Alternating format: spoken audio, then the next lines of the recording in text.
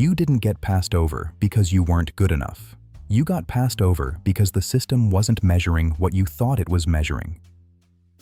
And nobody, not your manager, not HR, not the colleague who got the title, is going to tell you that, because most of them don't know it either.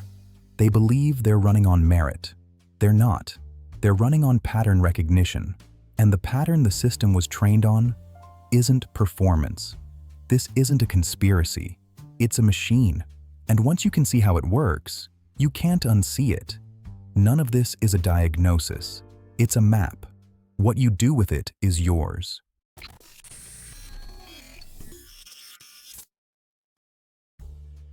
You were told to work hard, deliver results, keep your head down, let the work speak for itself. And you did. You hit the targets. You stayed late when it mattered, and sometimes when it didn't. You assumed that at some point, someone with authority over your future would look at the record and connect the dots.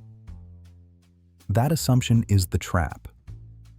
Not because hard work doesn't matter, it does, but because it was never the deciding variable.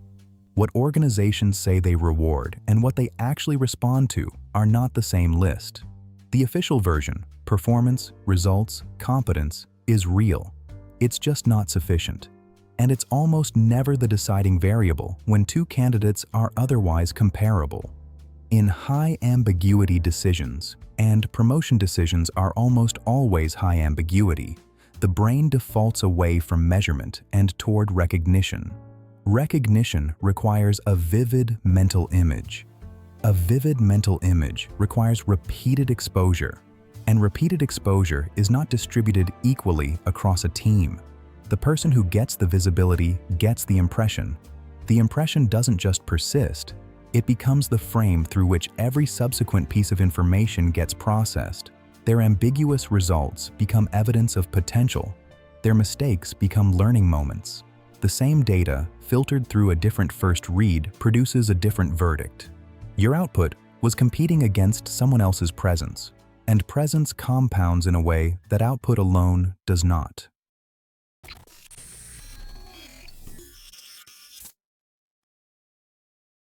You've had a review. You know the format: goals, ratings, a box for strengths, a box for development areas, a number that supposedly captures a year of work. Here's what that number is actually capturing: the impression your manager formed early and then spent the rest of the year confirming. The mechanism is specific. One early signal, a sharp presentation, a visible win, a confident moment in a meeting that mattered, activates a positive frame. Once that frame is active, ambiguous information gets resolved in its favor. Unclear results get read generously. Small failures become isolated incidents. The evaluation isn't updating based on new data. It's selecting data that confirms the frame. For some people, this filter runs in the other direction before they've said a word. If your gender, your background, or your accent doesn't match the frequency the system was calibrated to read as leadership, your technical output has to work twice as hard to register at the same volume. The bar isn't set at performance, it's set at recognition. And recognition isn't neutral. The review isn't a measurement, it's a narration.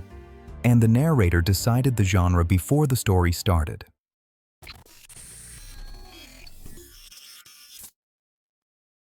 Here's where the map shifts. You've been performing for your manager, delivering for your team, building a case through results. But the research on how promotions actually happen inside organizations points to something most people never account for. The decision rarely originates with your direct manager. It originates with a sponsor, someone with organizational power, above your manager, often in a different function, who, at the moment of a promotion conversation, speaks your name in a room you're not in.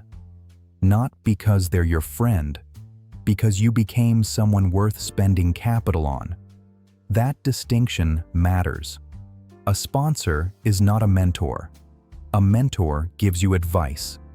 A sponsor spends their own political capital to move you forward. One costs them nothing. The other costs them something real, which means the calculation they're running, whether to spend that capital on you, is based on a specific kind of visibility. They need a clear, vivid picture of your capabilities, and they need to believe that attaching their name to yours is worth the risk. You weren't just building a performance record. You were, whether you knew it or not, auditioning for a sponsor who didn't know they were watching.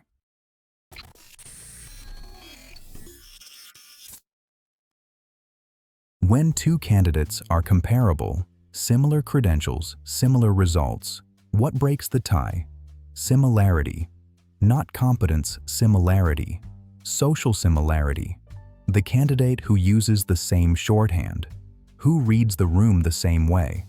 Who signals, without saying anything explicit, that they belong in the same category as the decision maker. Here's the mechanism. Under ambiguity, and close promotion calls are ambiguous by definition, the evaluation system stops processing differences and starts resolving discomfort. Discomfort comes from uncertainty. Uncertainty closes fastest when the brain moves toward the familiar. Familiar means, this person resembles someone I already trust. The resemblance doesn't have to be conscious. It often isn't.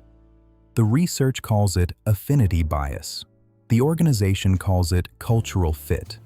The effect is the same. A decision that felt like an assessment of capability was partly an assessment of category. Not always, not entirely, but often enough that the variable is worth understanding, especially for anyone who's been told they didn't quite fit or didn't seem ready or needed more time. That language is encoding something, and now you have a name for it.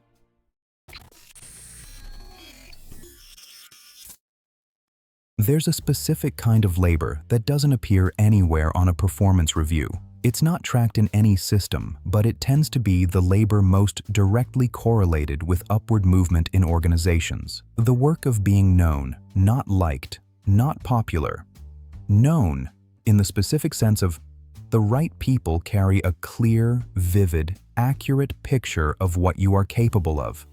That picture wasn't formed through a review. It was formed through accumulated small impressions in the moments when the people with organizational power happen to be paying attention.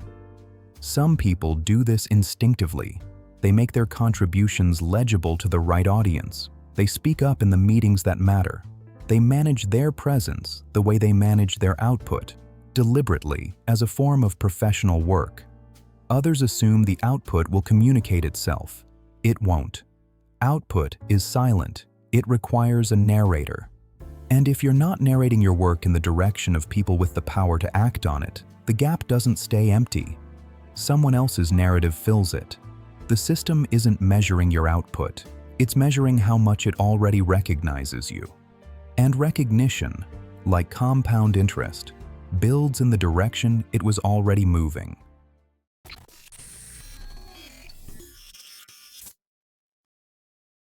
Here's the part that doesn't resolve cleanly. Understanding this system doesn't deactivate it. The pull toward just work harder doesn't stop arriving because you've read the map. The hardware was built to prefer a broken meritocracy over a system of affinity and sponsorship it doesn't control, because the first version leaves open the possibility that more effort will eventually work. Even knowing this, the optimization instinct still runs. The brain still generates the calculation, 10% more output, and maybe this time the record will speak. The wiring doesn't update when you understand it. That's not a character flaw. It's the expected behavior of a system that was never designed to evaluate itself. What changes with the map isn't the terrain, it's what you're solving for. The question is no longer, am I performing well enough? That question was always incomplete. The question is, who currently has a vivid picture of my capabilities, and do they have the power and the willingness to spend something on my behalf? If you can't answer that, the performance record hasn't yet found its audience. Not because the system is unnavigable, because you've been optimizing a variable that isn't the constraint.